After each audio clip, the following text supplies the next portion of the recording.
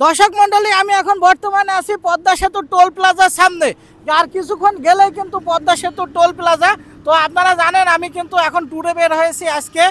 আমাদের চুয়াডাঙ্গা জেলা থেকে আমি বের হয়েছি, যেখান থেকে এই পর্যন্ত আমি এখন টোল প্লাজা পর্যন্ত এসে পৌঁছেছি। আর কিছুক্ষণ পরেই আমি টোল প্লাজায় টোল দিয়ে তারপরে আমরা ঢাকার উদ্দেশ্যে ঢুকবো।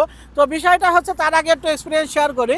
তো এই রাস্তাটা কিন্তু ভাঙা যে হাইওয়ে রাস্তা, এই রাস্তাটা উঠার পরে যে এতটা ভালো লাগলো আসলে, এটা যখন আমি রাস্তায় উঠেছি আমার কাছে মনে হয়নি আমি আর বাংলাদেশে আছি। আমার কাছে টোটালি ইউরোপ একটা ভাব লেগেছে। এখানে এত সুন্দর রাস্তা, মানে আমি বিদেশে যে রাস্তাগুলো দেখেছি একেবারে বিদেশি রাস্তার মতো রাস্তা, 4 লেনের রাস্তা, খুবই সুন্দর রাস্তা। আর এই রাস্তার পাশে সব কিছুই ডিজিটাল।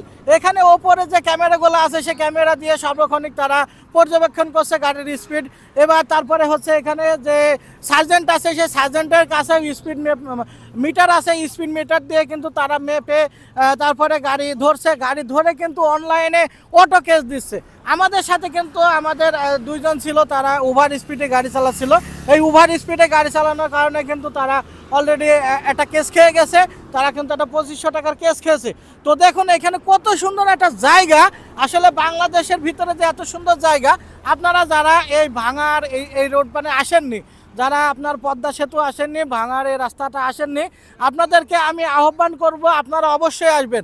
এখানে যদি আসেন তাহলে আপনাদের নিজের, আমাদের বাংলাদেশ সম্পর্কে আমাদের নিজেদেরই প্রচুর গর্ব লাগবে যে আমাদের বাংলাদেশও না একটা দৃশ্যমান ভালো কিছু আছে, ভালো কিছু অরিজিনালি। এটা দেখলে আপনি গর্ব করবেন যে না, বাংলাদেশে ভালো কিছু আছে দৃশ্যমান, এতটা সুন্দর, মানে অকল্পনীয়।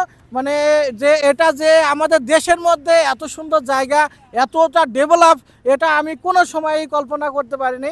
এর আগে আমি এমনি কানে শুনেছি যে ভাঙা রোড সুন্দর, তারপরে এই রাস্তা খুবই সুন্দর স্মুথ, তারপরে কোনো ভাঙা জায়গা নেই।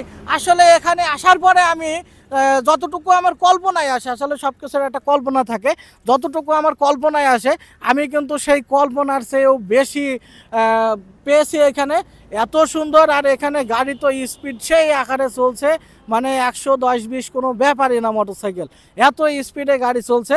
তো এইভাবে আমি দেখছি বাংলাদেশের মধ্যে আপনারা যারা আছেন এখনও পদ্মা সেতু দেখেননি, তারপরে আপনারা যারা এখনও পর্যন্ত ভাঙা রাস্তায় এসে পৌঁছাননি, ভাঙা রাস্তায় গাড়ি চালাননি, ভাঙা রাস্তায় গাড়িতে উঠেননি, আপনারা অবশ্যই, আপনাদেরকে বলছি আপনারা অবশ্যই একবার এসে দেখে যেতে পারেন যে রাস্তাটি কেমন। অবশ্যই একটু চেষ্টা করবেন আসার জন্য, তাহলে আপনারা বুঝবেন যে বাংলাদেশও কতটা উন্নত।